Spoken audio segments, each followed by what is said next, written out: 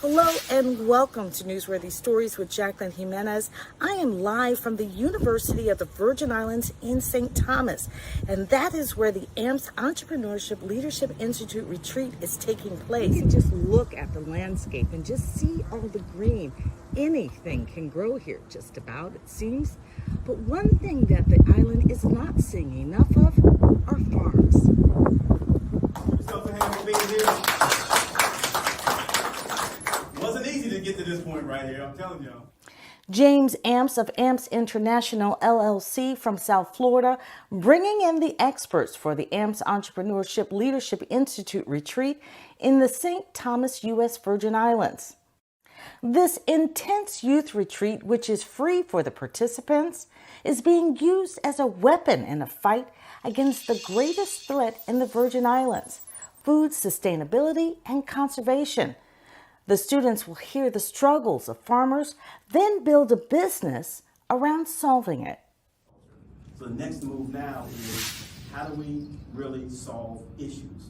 And if you think about any business in the world, most businesses will solve an issue. A lot of people now, a lot of organizations now are looking to us to gather young people who have a different mindset when they go to work.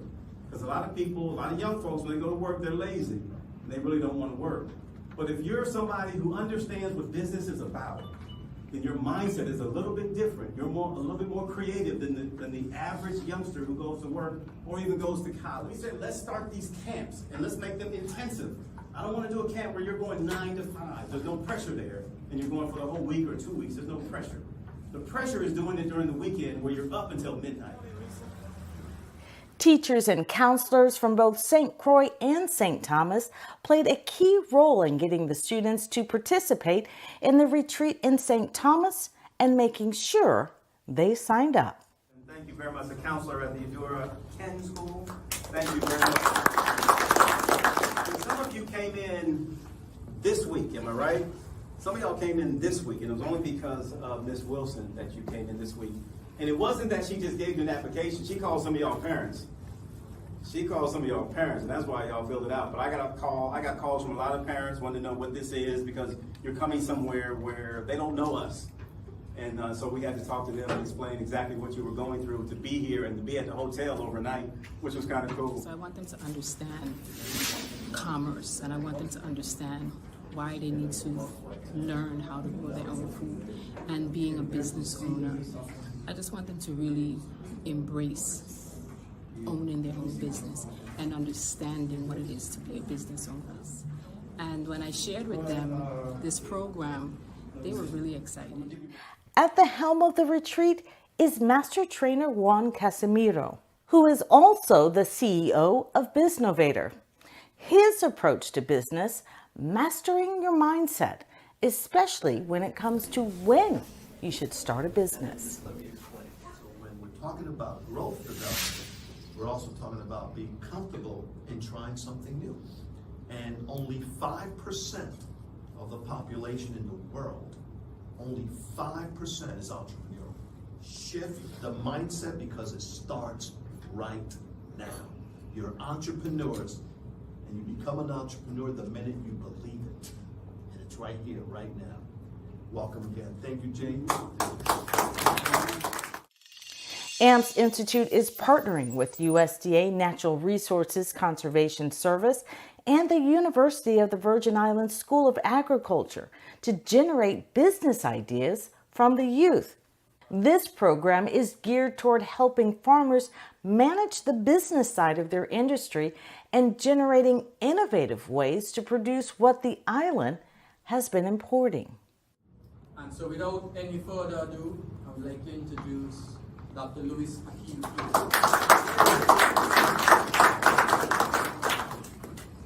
Thank you, Mr. Morton. I thought I would be the one introducing Mr. Morton.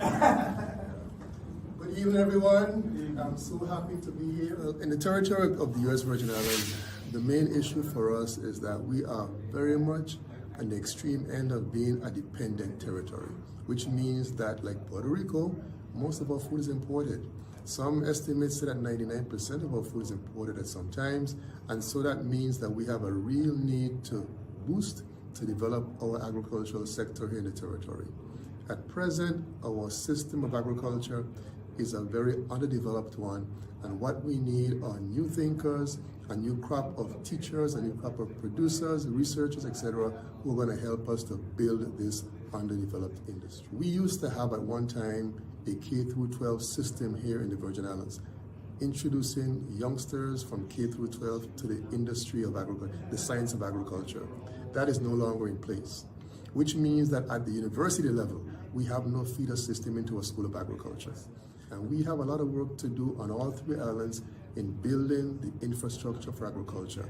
And by infrastructure, I'm making reference to especially our water resources issue. We're speaking of water harvesting, water storage, water distribution. That's been the limiting factor, the biggest limiting factor that our farmers have been asking for. So those are two of many areas, two very important areas that have to be addressed here in the territory to build and to grow our now underdeveloped agricultural sector. So I am so happy to see a diverse set of young people who are potential students, and if any of you have any interest whatsoever in careers in agriculture, and even if you don't have it now, maybe when you finish this entrepreneurial weekend intensive camp, you may. Please contact myself or Dr. Peterson, because we want to see more and more students in the School of Agriculture, which was recently revitalized here at UPI. Now, when I say WAPA, what do you guys think of? Power outage. Now, what does WAPA stand for? Water and Power Authority. Well, in NRCS, we say SWAPA. And what is SWAPA? Soil, water, air, plants, and animals. In the opening session, students also hearing from Luis Cruz Arroyo, who is the Caribbean Area State Conservationist for the USDA Natural Resources Conservation Service. Our growing world, right? Everybody has to eat. And everybody has to eat at least 3 times a day. Some people eat 2, that's okay. But you need water and food to be sustained. And I hear a lot of people go to the supermarket and look at the price of eggs. $7 a dozen here in the USVI or more. Wow. And then we go to our houses and we tell our kids not to be farmers, not to be agronomists. So that's why we are in that position right there. Because we pay that amount because everything comes in boats. And when there is a virus in the US, there's complications here in the territories. And that's why we need more people that are minded to our growing world, what's impacting us here. We don't force farmers to do conservation, we just give them alternatives. Science-based alternatives with our partners here from Extension and other partners that we have to the islands. We tell them if you got soil erosion, if you got a water quality issue, how to fix it, and then they make a decision based on the alternatives. If you drink water, good deal. So nobody wants dirty water, correct? So the better that we are able to clean water from the source, the better it is at the point of treatment. We also are customer service providers. So if the farmer doesn't know about us, how is he supposed to apply? How is he supposed to get service if he hasn't even heard of NRCS? Okay? And there's only so much that we can do to gain their trust. And sometimes we just need somebody from the community to let them know, hey, these people are here to help you. Let them in, I'll be with you. And that's where a lot of our partners come from, just helping us get in the door, making sure that we know those farms. One of the greatest things is to inherit the land that's been in ownership of our grandparents, perhaps, and great-grandparents, and then figure out a way to use your brilliance, your capacity and innovation to have access to that land and make it multi-generational. Raise your hand if you're thinking about something like this, okay? So in your brain, you're going through what's called the ideation process. We're talking about presentations, and you all are going to go through negotiation skills and communication skills, because you got to negotiate with your team on what the idea is that you're going to have to come up with. But in that process, we have media, and the more media you can get, the better you're going to be. So we have a media producer with us, and she was in St. Croix, and she decided to come out here with us too, because she understands what this is about, entrepreneurship and agriculture. And she wants to highlight you all, and she wants to highlight USDA, NRCS, and the School of Agriculture here at UVI. That's her thing. She loves what she's doing right now, and that's why she's here with us. So I want to bring her up to talk about not just publicity, but talk about producing and talk about why it's so important that you should get stories out. And she's a pro at it. So I want to bring up Jacqueline Jimenez. What you need to understand is your phones as a business owner and your iPads. You don't need to have a big media or marketing department if you know how to use your phones. Social media, we are generating so much business, and not only business, but personal branding. So now people will become to understand not just what you sell, but who you are. Because most people are buying more than the product, they're buying who that person is. What does that person stand for? You know, who are they, how are they impacting the community? If I have a choice between somebody who's been impacting the community and somebody who hasn't, I'm going with the person who's impacting the community. You have the power in your phones to do that. So we want to see you guys interview each other.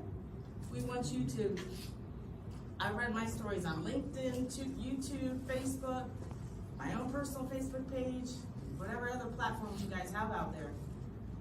But we want you to share these stories and share your experience so that other kids, students, will have the same experience. I honestly, I think every student should go through this program, and really adults.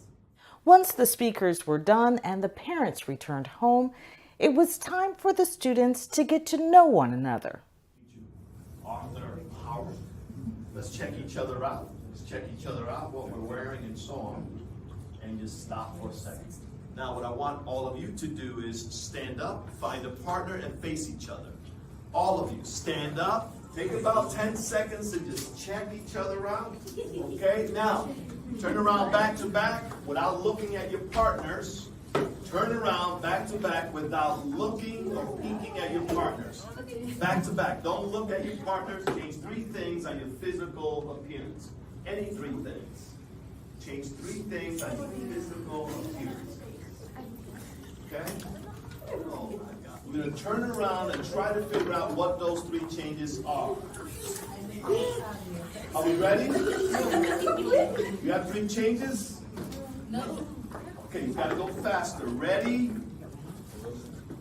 3 changes on your physical appearance. Don't look at your partner yet until I say go. Ready? Go. Try to figure it out.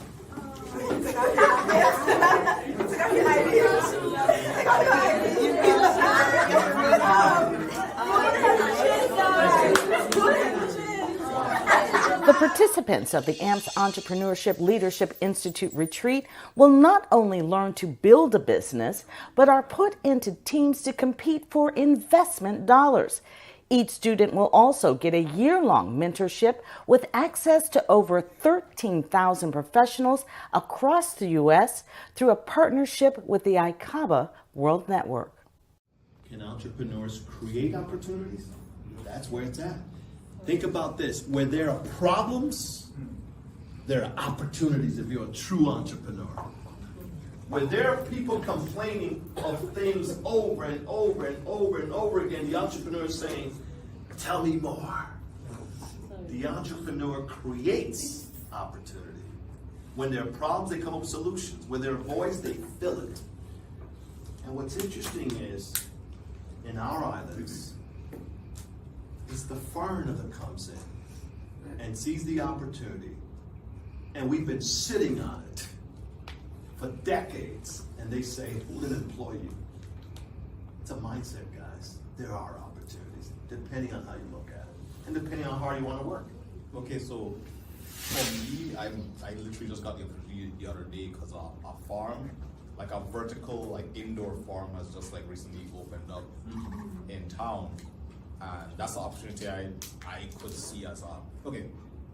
My whole thing with St. Thomas and agriculture is, I don't believe that we could do 100% of our food growing just off of our conditions. But with also modern technology, I feel we could like decrease it by a lot, you know, Yes. because St. Thomas at the end of the day has no fresh water, no like constant rain, no flat areas. So it's like we kind of have all the perfect stuff to not be agriculturally sound. Like the whole reason Snow was colonized because it had a good deep water port. And back in those days, that's all it really was. They supplement, but the only thing that mattered was the porcelain.